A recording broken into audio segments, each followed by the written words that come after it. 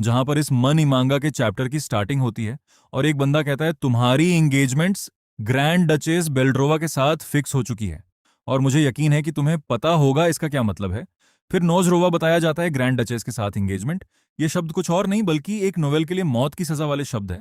यहां पर सिर्फ दो चॉइस है, या तो एंगेजमेंट को तोड़ दो और अपनी फैमिली से गायब हो जाओ और इसे एक्सेप्ट करने के बाद टुकड़ों में काटे जाओ। लेकिन मैं एक फैमिली का पार्ट बनना चाहता हूँ। कमजोर सा नाइट फैमिली का तीसरा बेटा एक कुकुम भाई से जन्मा था। लोग भी उसे ट्रेनिंग करते हुए देखकर कहते हैं, क्या वह आज भी ट्रेनिंग कर रहा है? आखिर इसका क्या मतलब है? वह तो सिर्फ एक ही सेम लेवल पर अटका हुआ है। ये तो एकदम बेकार है। चाहे ये कितना ही ट्राई क्यों ना कर ले, इसके पास कोई भी टैलेंट नहीं है। एमसी भी मन में सोचता है, मेरी साइड पर कोई भी नहीं था। फिर भी मैंने इसे एंडोर किया। मैंने सोचा अगर मैं ट्राई करूंगा और भी ज्यादा ट्राई करूंगा तो मुझे भी किसी ना किसी दिन एक्नॉलेज किया जाएगा। तभी उसका भाई वहां पर आता है और कहता है, फ्रेडा मैंने तुम्हारे बारे में एक काफी इंटरेस्टिंग सा रमर सुना है। क्या तुमने सच में एक नाइट ट्रेनिंग की स्टार्टिंग की है? लगता है तुम्हें किसी चीज के बारे में काफी बड़ी गलतफहमी है। तुम्हारे पास स्टार्टिंग से ही कोई भी राइट नहीं था, वह भी उन बेकार की ब्लू आंखों के साथ। एमसी सोचता है, मैं तो सिर्फ अपनी फैमिली से एक्नॉलेज होना चाहता था, लेकिन उन्होंने भी अपनी नजरें मुझसे चुरा ली और मुझे अकेला छोड़ दिया। एमसी भी अपने सर्वाइवल के रास्ते को चुनता है और कहता है कि मैं फैमिली को छोड़ने जा रहा हूं। जिसके ऐसे डिसीजन को सुनने के बाद उसके फादर के चेहरे पर भी कोई एक्सप्रेशन नहीं होता। वे कहते हैं, ठीक है, और अब से तुम इस फैमिली के कोई भी हिस्से नहीं हो। जहां पर अगले दिन हमारे एमसी को अपने बोरिया बिस्तर के साथ बाहर निकाल दिया होता है और छोड़ दिया होता है इस दुनिया में एक अकेला पर्सन। एमसी भी मन में सोचता है, उन्हें यहां तक पता था कि मैंने कितना हार्ड अटैक किया था इस सब के लिए। मैं उनको कभी नहीं भूलूंगा और इस तरीके से मुझे फेंकने के लिए उन्हें रिग्रेट कराऊंगा। और उसी दिन में बना एक मेज। मैं एक मेज के तौर पर 18 साल की उम्र में ही अवेकन हो चुका था। लेकिन फिर भी हमारे एमसी को पीटा जाता है। और कुछ लोग कहते हैं, क्या तुम इस एज में भी मेज बनने के बारे में सोच रहे हो? एमसी वही बताता है कि ये दूसरे ट्रेनर्स के मुकाबले में काफी ज्यादा ही लेट था और लोग भी उसका काफी ज्यादा मजाक उड़ाते हैं इतनी लेट ट्रेनिंग स्टार्ट करने की वजह से। हर एक मेज अपनी इनर पावर का यूज एक ड्राइविंग फोर्स के जरिए करता है और वह उन लोगों से भी कहता है, चाहे मैं इन चीजों के बारे में ना भी समझूं, फिर भी ये मेरे लिए मैटर नहीं करता है। जहां पर हमारे एमसी का माना रेड कलर का होता है, जिसे देखकर वे लोग भी चौंक जाते हैं। वो कहते हैं, क्या यह माना?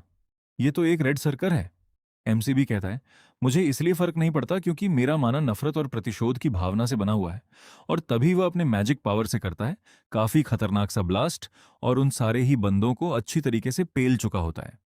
वे जब मैं एक आर्कमेज के तौर पर सिक्स्थ सर्कल पर पहुंच चुका था, तो वह जगह जिस पर मैं सबसे पहले लौटा था वो था मेरा घर, मेरी फैमिली। मैंने उन सर्वेंट से, जो कि मेरी काफी ज्यादा ही निंदा करते थे, उनको उनके ही हाथों से मरवा डाला और फर्स्ट और सेकंड यंग मास्टर के बीच में इतनी नफरत भर दी कि उन दोनों ने खुद ही एक दूसरे को मार डाला। और फैमिली के फादर, जिनसे मैं सबसे ज्यादा ही नफरत करता था, इस जिंदा नरक को अपने सामने देखने के बाद वे भी टूट गए और अपने आप को मारने की भीख मांगने लगी। एमसीबी उनके पास आते हुए कहता है, इसे ध्यान से देखो फादर। क्या ये आपकी वही फैमिली नहीं है जिसे आपने काफी मेहनत से बनाया था?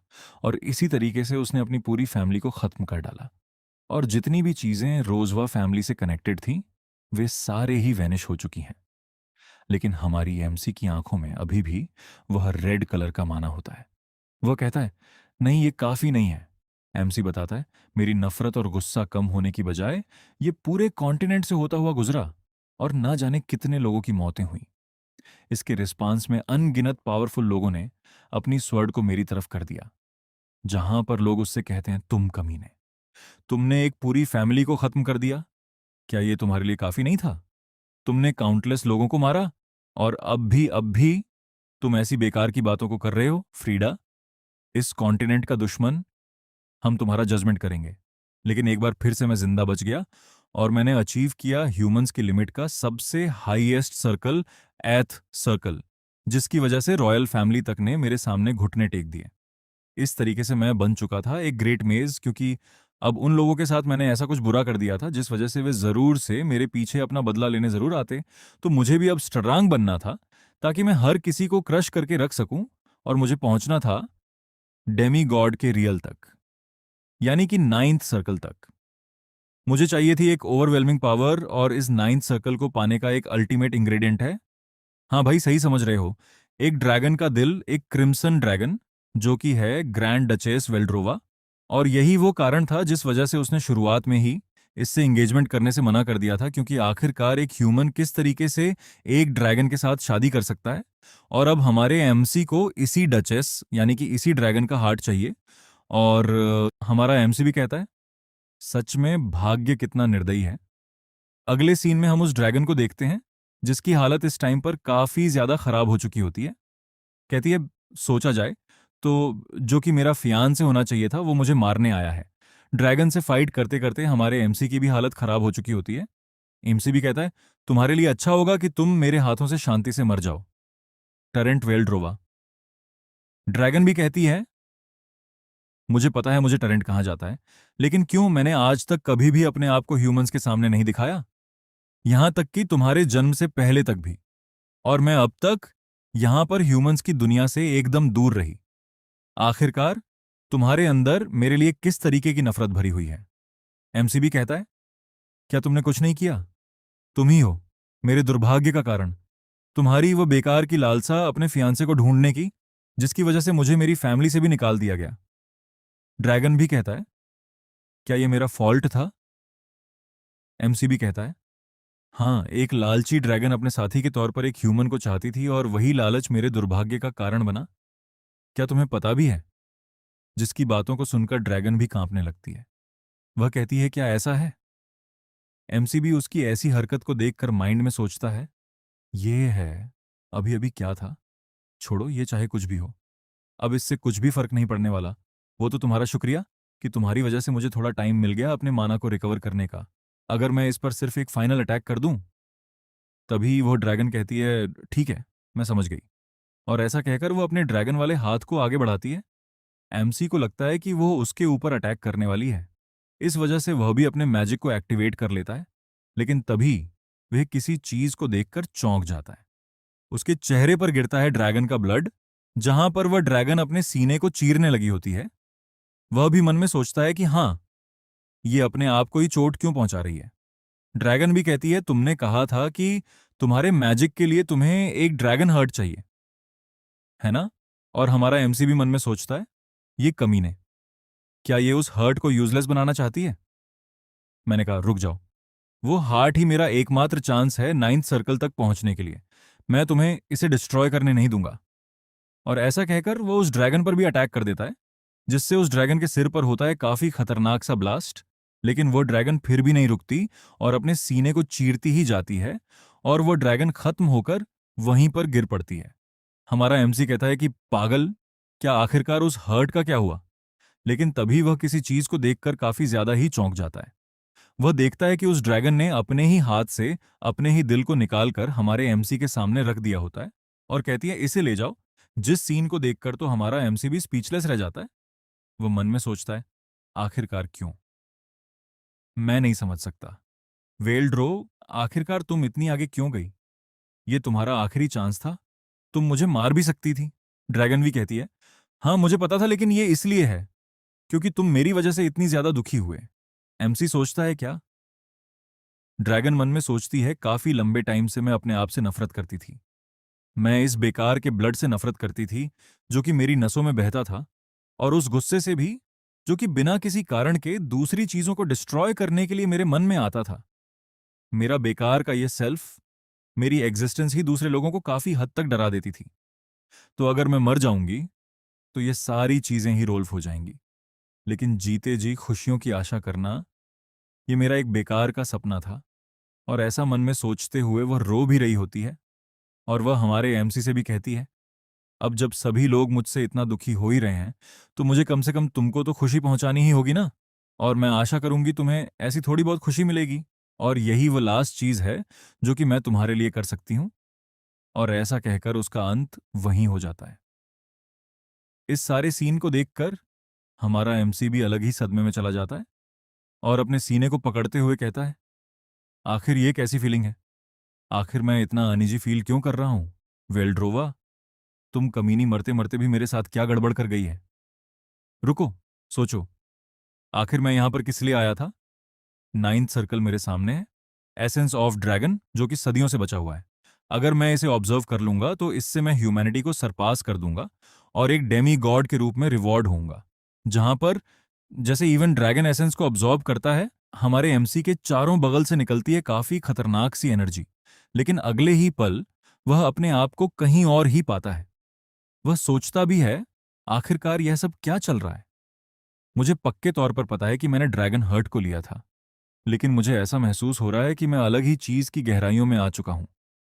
क्या यह उस हर्ट का इफेक्ट है? यहां पर तो उसका इतना दुख का बड़ा इमोशन है, वेल्ड्रोवा का। वेल्ड्रोवा के उन इमोशंस को फील करने के बाद वो भी अपने घुटनों के बल आ जाता है और सोचता है मैंने इन्हें देख लिया। एक डीप और एंशंट दुख जिसे मेरे दुख से कंपेयर भी नहीं किया जा सकता। फिर भी यह बेचारी अंत तक इस वर्ल्ड से घुल्ला मिलना चाहती रही। मेरे उस गुस्से और नफरत ने उसके उस जीवन को खत्म कर दिया। ये कितना डरावना है। मैंने ये क्या कर दिया? वो क्या चीज थी जिसे मैं इतनी बुरी तरीके से चाहता था? क्या एक ग्रेट मेज बनना, या फिर रिवेंज लेना, या फिर एक डेमी ह्यूमन बनना, या फिर एक डेमी गॉड बनना? नहीं, मैं तो बस एक सिंपल फैमिली चाहता था और पीसफुली रहना चाहता था। तो वेल्ड्रोवा, क्या तुम भी मेरी तरह इन्हीं चीज़ों को चाहती थी? आहा, अब तो ये मेलिंगलेस है। वह पहले ही मेरे हाथों से मारी जा चुकी है। और आखिर इस पॉइंट पर इसका क्या मतलब है? हमारा एमसी भी गहरे दुख में चला जाता है। तभी हमारा एमसी एक सोल स्पेल जिसे सिर्फ नाइन्थ सर्कल की मेज ही कास्ट कर सकती है, जिस स्पेल का नाम है विस, उस स्पेल को कास्ट करता है और कुछ टाइम बाद उसे आवाज आने लगती है, फ्रीडा फ्रीडा। और अचानक से हमारे एमसी की आंखें खुलती हैं। वह सोचता है आखिरकार मैं कहां पर आ गया, जहां पर उसके सामने उसके फादर होते हैं जो कि कहते हैं फ्रीडा तुम पंख, तुम्हारे फादर तुमसे कुछ बात कर रहे हैं और तुम उनका जवाब भी नहीं दे रहे। एमसी भी इन सारी चीजों को देखकर थोड़ा सा असमंजस में होता है। वो भी मन में सोचता है कि मुझे पक्के तौर पर पता था कि मैंने इन्हें क्रिपल करके मार दिया था, लेकिन आखिरकार ये दिन कौन सा है? और फाइनली भाई, वो उसी दिन पर आ चुका होता है जहां पर उसके फादर ने उसको उस वेल्ड्रोवा के एंगेजमेंट के बारे में बताया होता है। और उसके फादर कहते हैं कि मुझे यकीन है कि तुम्हें पता होगा आखिर किसका क्या मतलब है, और अगर तुम इस एंगेजमेंट को रिफ्यूज करोगे तो तुम्हें इस फैमिली से। तभी हमारा एमसी आगे बढ़ता है और अपने फादर के सामने जाकर खड़ा हो जाता है और कहता है मैं समझ गया, मैं ग्रैंड डचेस वेल्ड्रोवा के साथ एंगेजमेंट करूंगा और फॉर्मली तौर पर इसे एक्सेप्ट भी करता हूं। फिर हमें हमारे एमसी के भाई और इस फैमिली के सेकंड बेटे हूरन का सीन दिखाया जाता है, जो कि कहता है क्या वह कमीना ग्रैंड डचेस वेल्ड्रोवा के साथ एंगेजमेंट के लिए तैयार हो गया? क्या मैंने सही सुना? मुझे ये यकीन है कि वह थोड़ा पागल है, लेकिन ऐसा तो नहीं हो सकता कि वह खुद चलकर अपनी कवर में जाकर दफन हो जाए। आखिर वह अभी कमीना क्या करने के बारे में सोच रहा है? उसका बटलर भी उसे बताता है कि हाँ, वह अब जाने की तैयारी में है। उन्होंने सारे सर्वेंट्स को अपने रूम से निकाल दिया है और अपने आप को उसी रूम में बंद कर लिया है। और रेन भी कहता है अच्छा ऐसा है तो फिर मेरे पास भी अभी टाइम बचा हुआ है अपने भाई से बात करने के लिए, चलो चलकर देखते हैं आखिरकार उसका चेहरा किस तरीके का दिख रहा है। तभी हमारे एमजी के रूम का सीन दिखाया जाता है और अगले ही पल दरवाजे से उसका भाई अंदर आ जाता है, जो कि कहता है तुम कमीने फ्रेडा, आखिरकार तुम यहां से अभी तक क्यों नहीं गए? तुम यहां पर क्या कर रहे हो? लेकिन तभी वह किसी चीज को देखकर काफी ज्यादा चौंक जाता है और देखता है कि हमारा एमसी एकदम तैयार होता है। वह मन में सोचता है मुझे तो लगा था कि ये काफी ज्यादा रोएगा, चिल्लाएगा और ये कहेगा कि ये नहीं जाना चाहता वहां पर, लेकिन ये तो अपने आप से ही तैयार हो गया।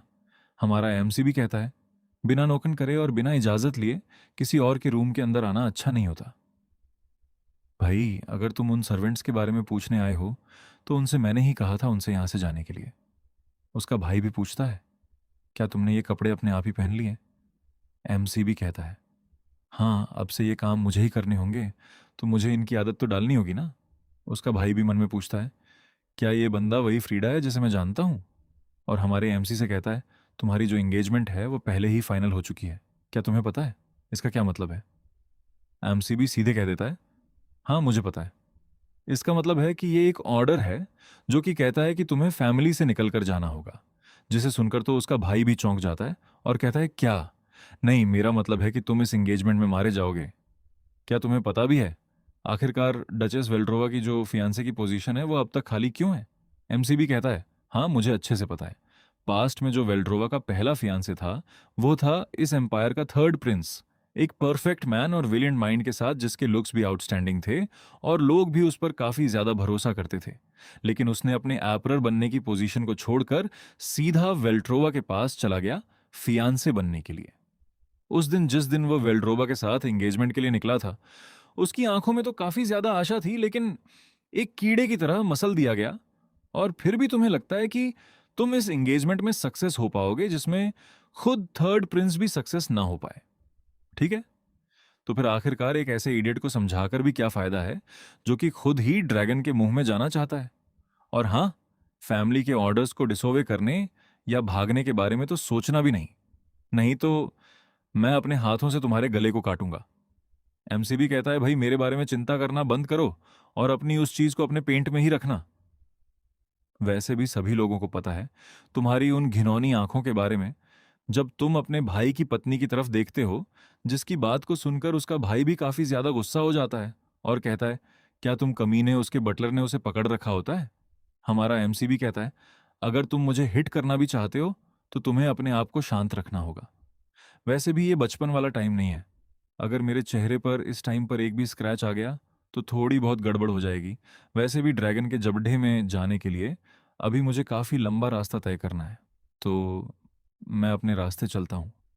जहाँ पर अमर एमसी अपने सामान को तैयार करके आ चुका होता है बग्घी के पास, जहाँ पर उसका सर्वेंट ढोंग करते हुए कहता है मास्टर मैं आपको सर्व करते हुए काफ़ी ज़्यादा ही अच्छा महसूस किया था और आपको सर्व करना मेरे लिए काफ़ी सम्मान की बात रही। एमसीबी मन में सोचता है ऐसी चीजें कहना जिनका तुम्हारे लिए भी कोई मतलब ना हो। अगर तुम मेरे लिए ऐसी तरीके से फील करते तो तुम कभी भी मेरे खाने के साथ छेड़छाड़ नहीं करते।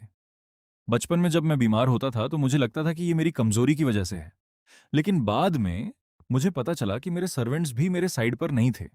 पुराने दिनों के बारे में याद करूं तो मुझे उनको मारने का मन करता है, लेकिन इस टाइम पर हमारा एमसी उसे शांत करता है और कहता है तुमने इस पूरे टाइम में सच में काफी अच्छा काम किया और आपने मेरे जैसे किसी का इतने लंबे टाइम से भी ध्यान रखा।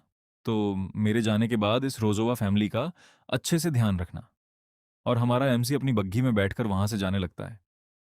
वो मन में सोचता है मुझे गुस्सा नहीं आया। शायद ऐसा इसलिए हो सकता है क्योंकि मैंने अपना बदला पहले ही ले लिया था अपने पिछले जन्म में। मेरे दिल में अभी काफी ज्यादा ही सुकून है, गुस्सा और बदला लेने की इच्छा। अब मैं इसे ज्यादा फील नहीं कर रहा। जब मैं उस मैजिक को यूज करता था वो मेरे लिए एक ड्रग जैसा था।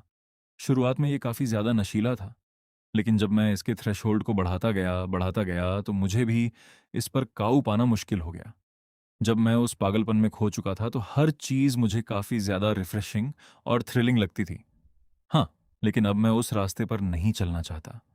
ये एहसान थी जिसे मैंने काफी लंबे टाइम से महसूस भी नहीं किया। ये इतनी भी बुरी नहीं है। क्या इसका ये मतलब है कि मैं फिर से कभी भी एक मेज के तौर पर अवेकन नहीं हो पाऊंगा? तभी कोचवान कहता है कि माय लॉर्ड हम पहुंच चुके हैं। वहां पर एक बोर्ड लिखा होता है जिस पर लिखा होता है इस पॉइंट के बाद ग्रैंड डचेस का डोमेन है, जहां पर एंटर करना स्ट्रक्टली बना है। और इसी जगह पर हमारे एमसी को छोड़कर वह कोचवान अपनी गाड़ी को लेकर वहां से निकल जाता है। एमसी भी मन में सोचता है जिस पर मैंने उससे ये कहा कि ड्रैगन उसके सामने कभी भी आ सकता है। वो काफी ज्यादा डर गया और मुझे यहां छोड़कर भाग गया। ये तो काफी ज्यादा अच्छा है कि यहां पर कोई भी मुझे देख नहीं रहा, लेकिन क्या होगा अगर मेरे सामने अचानक से कोई भी वाइल्ड वेस्ट आ जाए? तो अगर मुझे सरवाइव करना है तो कम से कम मुझे मैजिक तो सीखना ही होगा।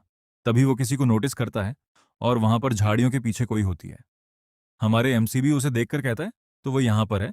और वो लड़की झाड़ियों से निकलते हुए ग्रीट करते हुए कहती है मैं हूं लोरी लेडी वेल्टडोर की एक अटेंडेंट। क्या आप फ्रिड रोजनोवा हो? एमसीबी हाँ करता है तो वह भी कहती है ठीक है, तो मैं तुम्हें कासल तक स्कॉट करने वाली हूं, तो इस तरफ चलिए। एमसी बताता है कि यहां पर ऐसी कोई भी चीज नहीं है जिसे एम्पायर कंकर ना कर सके। इस एम्पायर के जितने भी सिटीजन थे वे इसके पावर के नशे में धुत हो चुके थे, लेकिन सच तो यही था कि इस एम्पायर के पावर में भी एक कमी थी। ईस्टर्न पार्ट में था लैंड ऑफ डीमन, जो कि काफी खतरनाक खतरनाक मॉन्स्टर्स से भरा हुआ था। ये एक ऐसी कलामिटी थी जिस पर ह्यूमंस कभी भी कुकर नहीं कर सकते। तब जिसने फ्रंट लाइन पर खड़े होकर उन मॉन्स्टर्स को रोका वह थी क्रिम्सन ड्रैगन वेल्ड्रोवा। यहां तक कि उसने वह डिफेंस लाइन भी बनाई। फिर वे लोग उसे एक इविल ड्रैगन कहते हैं। इसके बजाय उसने जो काम किया उसके लिए तो उसका काफी ज्यादा सम्मान होना चाहिए। और वे लोग तो उसके बारे में बुरा सोचने से पहले एक बार भी हेजिटेट नहीं करते। कई लोग तो ये भी कहते हैं कि वे सीक्रेटली मॉन्स्टर्स की एक आर्मी को बना रही है, जहां पर हमारे एमसी के पीछे भी कुछ मॉन्स्टर्स आ जाते हैं। लेकिन वह लड़की एक अटैक करके उन मॉन्स्टर्स को भगा देती है और कहती है, यहां पर चिंता करने के लिए कोई बात नहीं है। जब तक मैं आपके साथ हूं, वे बेकार के मॉन्स्टर्स आप पर हमला नहीं कर पाएंगे।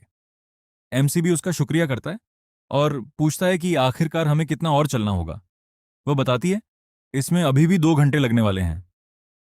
एमसी भी पूछता है, तुम जब यहां पर आई थी तो इतनी जल्दी कैसे पहुंची? वह भी बताती है, मुझे वहां से वहां पर आने में लगभग 10 सेकंड लगे थे। मैं उड़कर आई थी। एमसी भी सोचता है, हाँ, जैसा कि एक्सपेक्ट किया ही था कि ये कोई ऑर्डिनरी मेड नहीं है, एक सबॉर्डिनेट जो कि ड्रैगन के ब्लड को इनहेरिट करती है। एक ड्रैगन की संतान, इनेट स्ट्रेंथ मैजिक, यहां तक कि उसके छुपे हुए भी सीइंग, वो एक अलग ही लेवल की संतान है, जो कि किसी और भी संतान से एकदम अलग है।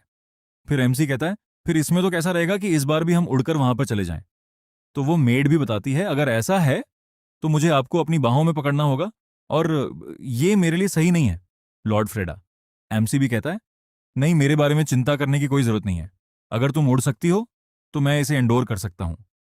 वह मेड भी कहती है, नहीं, मैं ऐसा करना ही नहीं चाहती। तब भी तो एमसी भी शांत हो जाता है। वह कहता है, अगर तुम ऐसा करना ही नहीं चाहती तो मैं भी इसमें कुछ नहीं कर सकता। अब हम इतने लंबे टाइम से चल रहे हैं, तो थोड़ा आराम कर लें तो कैसा रहेगा? वह भी कहती है, हमें जल्दी करनी होगी, वहां पर हमारे मास्टर हमारा इंतजार कर रहे हैं। जिसे देखकर तो वो भी परेशान हो जाता है और मन में सोचता है, सच में शादी करना इतना भी आसान काम नहीं है। तभी वो मेड अपने दरवाजे पर नौकन करती है और कहती है, मास्टर, आपके फियांसे आ चुके हैं। एमसी भी मन में सोचता है, मैं डोर के उस तरफ से कुछ महसूस कर सकता हूं। क्या सिर्फ ड्रैगन की ओरा का प्रेशर ही इतना ज्यादा इंटेंस है? मेड उससे कहती है कि तुम यहीं पर रुको, मैं मास्टर के मैसेज को लेकर आती हूँ, और जो भी शब्द कहेंगी मैं तुमको बता दूंगी। एमसी भी कहता है, क्या मैं उससे डायरेक्टली बात नहीं कर सकता? वह लड़की भी काफी ज्यादा सीरियस एक्सप्रेशंस के साथ कहती है, क्या तुम्हें लगता है कि तुम्हारे जैसे किसी पर्सन के पास मेरे मास्टर के सामने खड़े होने का कोई अधिकार भी है? जिसे देखकर एमसीयू डर जाता है और कहता है, अब मैं समझ गया, तुम जा सकती हो अंदर। तो फिर एक पल बाद वह अंदर से आती है और कहती है, तो ठीक है, मैं ग्रैंड डचेस वेल्ड्रोवा का मैसेज आपको डिलीवर करने वाली हूँ। और वो बताती है, उन्होंने कहा है कि तुम जो आर्कन एम्पायर के ऑर्डर पर मुझसे एंगेजमेंट करने आई हो। मैं तुम्हारे साहस की सराहना करती हूँ, जो कि तुम इतनी दूर तक मुझसे मिलने आए। हालांकि मेरा तुमको एंगेजमेंट के लिए एफ करने का कोई भी इंटेंशन नहीं है। उस जगह पर वापस लौट जाओ जहां से तुम आए हो। एमसीबी मनु सोचता है, मैं उसकी फियांसी के तौर पर इतनी दूर से आया, अब वो मुझे वापस भेज रही है। अगर मैं पिछली लाइफ वाला पर्सन होता तो इसे एक्सेप्ट कर लेता, लेकिन इस बार मैं डिफरेंट हूं। और एमसी कहता है, इस वॉन्ड की शुरुआत किसी कमांड से नहीं हुई है। मैं यहां पर अपनी इच्छा से खड़ा हुआ हूं, मेरी यहां से वापस जाने की कोई भी इच्छा नहीं है। मैं अपनी इस एंगेजमेंट को पूरा करना चाहता हूं। जिस बात को सुनकर वह मेड भी चौंक जाती है और एकदम शांत खड़ी होती है और कहती है, मैं समझ गई। अगले ही पल वो हमारे एमसी के सामने 1 रुपयों से भरा थैला लाकर रख देती है और कहती है, जो कि उसी वेल ड्रॉवर ड्रैगन के शब्द होते हैं, जो कि कहती है, मैं तुम्हारी उस विल की सराहना करती हूँ जिस वजह से तुम यहां पर आए हो। अगर तुम अब यहां से लौट कर जाओगे तो तुम्हारे लिए रहना काफी मुश्किल हो जाएगा। तो मैं तुमको काफी सारे रुपए देती हूँ। तो इन सभी रुपयों को ले जाओ और एक नया घर बसाओ। एमसीबी कहता है, मेरा पावर और वेल्थ में कोई भी इंटरेस्ट नहीं है। मैं तो सिर्फ ग्रैंडर चीज वेल्ड्रोवा, मैं तो सिर्फ आपके साथ एंगेजमेंट में इंटरेस्टेड हूँ। वो मेड भी इस सारे सीन को देखने के बाद थोड़ी तो शांत होती है और एकदम से गेट को बंद करते हुए चिल्लाते हुए कहती है, मैं अब और ज्यादा अपने टाइम को वेस्ट नहीं करने वाली, तुम यहां से निकल जाओ। जिसकी बात को सुनकर हमारे एमसीबी कहता है, क्या ये भी कोई टचेस का मैसेज है? वे कहती है, नहीं, मेरे मास्टर के अटेंडेंट होने के नाते दे अपनी इच्छा से इन बातों को तुमको कह रही हूं। अगर तुम यहां से नहीं जाओगे। और ऐसा कहकर वो अपने ड्रैगन फॉर्म में आ जाती है। एमसी भी मन में सोचता है, क्या ड्रैगन फियर? और वह हमारे एमसी की तरफ आगे बढ़ते हुए कहती है, मैं तुम्हारे जैसे मल क्रिएचर्स के बारे में किसी और से भी ज्यादा जानती हूँ। तुम्हारे जैसे ड्रेस जिनके अंदर मेरी लेडी के लिए कोई भी भावना नहीं है। तुम सिर्फ पावर और एम्बिशन से भरे हुए हो। एमसी भी कहता है, तो इस वजह से वह थर्ड प्रिंस मारा गया था। मेड भी बताती है, हाँ, उसके माइंड में भी यही विचार थे, वो लेडी वेल्डोरा का अपने हिसाब से यूज कर सके। हालांकि उसे लगा था कि इसके बारे में किसी को पता नहीं चलेगा, लेकिन हमारे मास्टर से कुछ भी नहीं छुप सकता। एमसी भी कहता है, हाँ, वह सच में काफी ज्यादा योगेंट था। और वो मेड हमारे एमसी के ऊपर आते हुए कहती है, मेरी आंखों में तुम भी कोई अलग पर्सन नहीं हो। मेरी मास्टर को निराश करने की तुम्हारी हिम्मत कैसी हुई? क्या तुम भी थर्ड प्रिंस की तरह मरना चाहते हो, जिसे देखकर हमारा एमसी भी मुस्कुराता है, लेकिन हमारा एमसी उससे कहता है, मैं फ्रीडा रोज नोवा ये कसम खाकर कहता हूं कि मैं यहां पर बिना किसी लालसा के आया हूं। मैं यहां पर इसलिए नहीं आया क्योंकि किसी ने मुझे फोर्स किया, इसके लिए नहीं, इसलिए ताकि मुझे कुछ बेनिफिट्स मिल सके। और वो मन में सोचता है मैं इसलिए आया हूं क्योंकि उसने लास्ट टाइम पर उस हर्ट को मुझे दे दिया था, मेरे जैसे एक सेल्फिश पर्सन को। और कहता है इस बार मैं तुम्हारा अलाय बनना चाहता हूं, मैं गला साफ करने की आवाज, एक ऐसे पर्सन की तरह आया हूं जो कि वेल्ड्रो का फियन से बनना चाहता है। मैं एक ऐसे पर्सन के तौर पर आया हूं जो कि ड्रैगन का फियन से बनेगा, क्योंकि हमारी नियति में ही एक दूसरे का हस्बैंड और वाइफ बनना लिखा हुआ है। उनसे जाकर कह दो कि अब से हम डायरेक्टली बात करेंगे, किसी अटेंडेंट के साथ बात करने के बजाय। जिसकी बात को सुनकर मेड को तो काफी ज्यादा गुस्सा आ चुका होता है। वो कहती है तुम बेकार के कमीने, आखिरकार तुम्हारी हिम्मत कैसे हुई इन बेकार की बातों को कहने की। जहां पर वह एक पल के लिए रुकती है और फिर शांत होते हुए कहती है प्लीज थोड़ी देर के लिए इंतजार करें। हमारा एमसी कहता है श्योर, और वो मेड भी ड्रैगन के सामने जाकर एमसी के ही स्टाइल में कहती है मैं वो पर्सन हूं जो कि लेडी वेल्ड्रोवा का फियन से बनेगा। हाँ, यही कहा था उसने। ओहो, 12 रूलर्स में से एक एक एब्सोल्यूट पावर की प्रतीक चिन्ह। हाँ भाई, वो मेड इसी तरीके से उसे ग्रेट करती है। ड्रैगन भी कहती है क्या ये सच है किसी, उसके लिए आगे जाना। अब तो मैं भी थोड़ी बहुत क्यूरियस हूं उसके बारे में, आखिर वह किस तरीके का पर्सन है। और भाई यही होती है क्रिम्सन ड्रैगन ग्रैंड डचेस वेल्ड्रोवा। वैसे जब तूने उसे पहली बार देखा था तो वो किस तरीके का पर्सन था। मेड भी बताती है वो तो शुरुआत में काफी ज्यादा कमजोर सा ह्यूमन लग रहा था।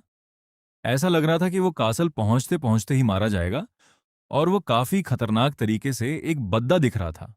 और इन बातों को उसने अपनी आंखों को ऊपर चढ़ाते हुए कहा होता है, जिससे वो ड्रैगन भी समझ जाती है कि कुछ गलत है। तो वह भी कहती है, लूरी ड्रैगन को सीरियस होता देखकर लूरी भी कहती है मुझे माफ करना, उसका चेहरा सच में काफी ज्यादा प्रीटी है। ड्रैगन भी कहती है नहीं, मैं इस बारे में नहीं पूछ रही। जिसकी बात को सुनकर वह भी शांत हो जाती है। और मेड बताती है कि वह थोड़ा अनयूजुअल था।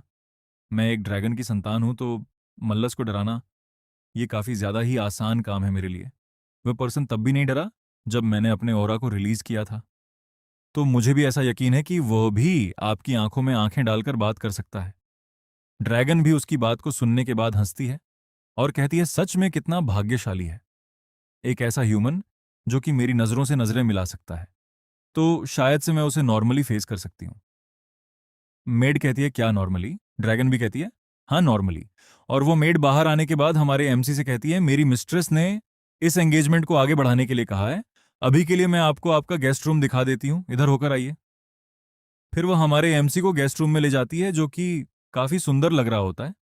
एमसी मन में सोचता है जितना मैंने सोचा था, ये रूम तो उससे भी ज्यादा मेंटेन किया गया है। और पूछता है कि आखिरकार इस प्लेस को इतना अच्छा किसने बनाया, किसने इसकी साफ सफाई की, किसने इसका रखरखाव किया। मेड भी कहती है मैंने किया होगा ना, और कौन करेगा। एमसी भी कहता है क्या तुम्हारे अलावा इस जगह पर कोई और नहीं है। वह भी रोड होते हुए कहती है गेस्ट, मैं मेरी मिस्ट्रेस की इकलौती अटेंडेंट हूं। गेस्ट। एमसी भी कहता है क्या गेस्ट, तुमने मुझसे गेस्ट कहा, मैं तो उसका फियांसे हूं ना, मेड जिसका नाम लूरिया है। वह भी कहती है अभी तक तुम्हारी मैरिज सेरेमनी कंप्लीट नहीं हुई है, इस वजह से तुम मेरे लिए कुछ और नहीं बल्कि एक गेस्ट हो। उसकी इस बात को सुनकर हमारा एमसी भी चौंक जाता है।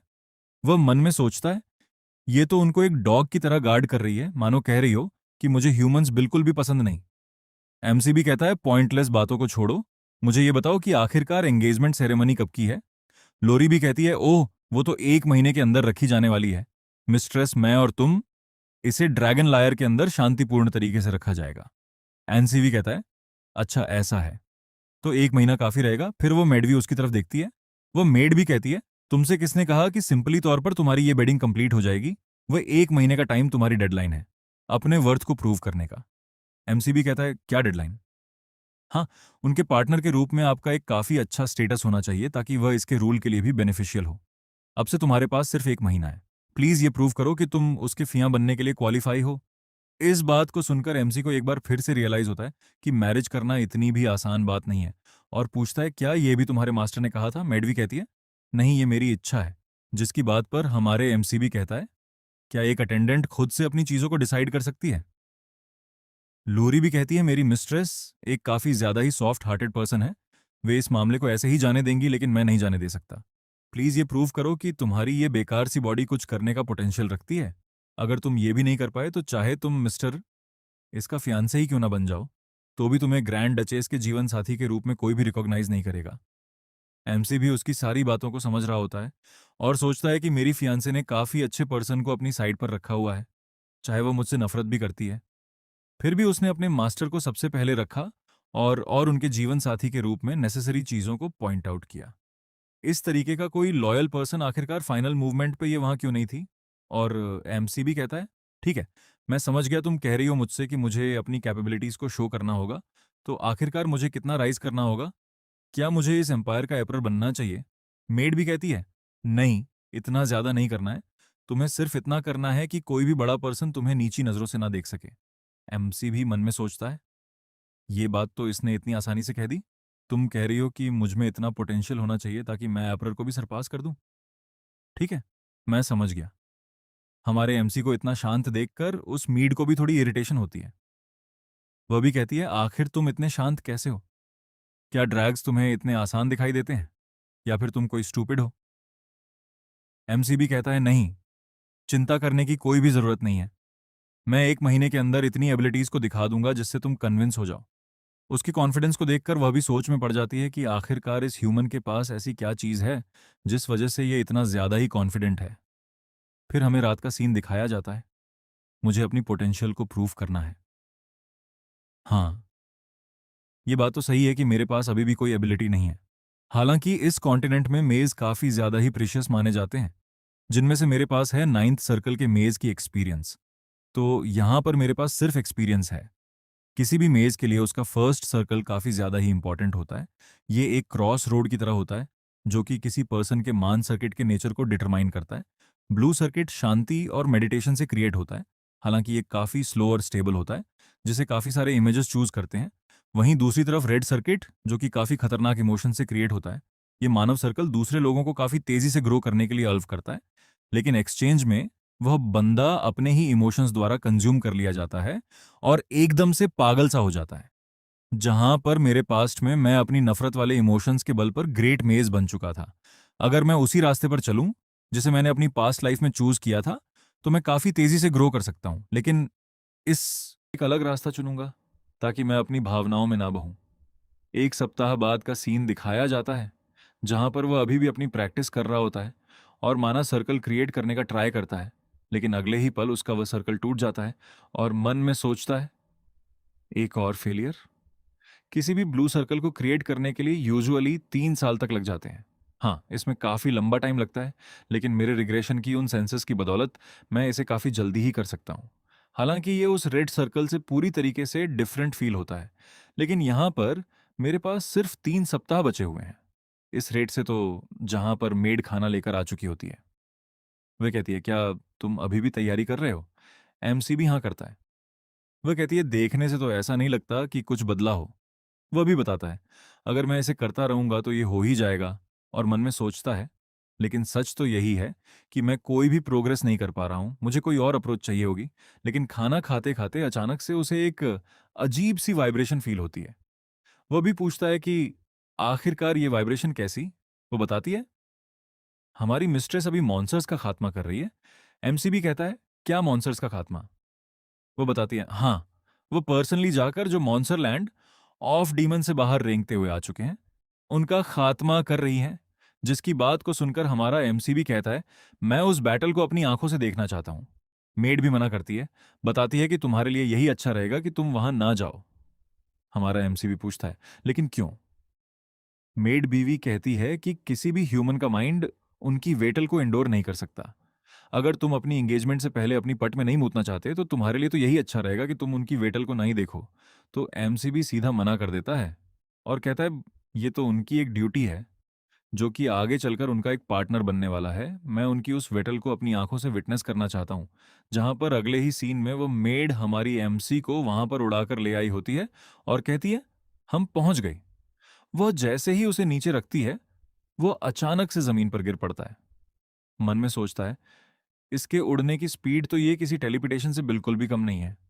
मुझे बहुत अजीब सा महसूस हो रहा है। मेडवी कहती है, मैं वो पर्सन नहीं हूं जिसे आपको देखना चाहिए।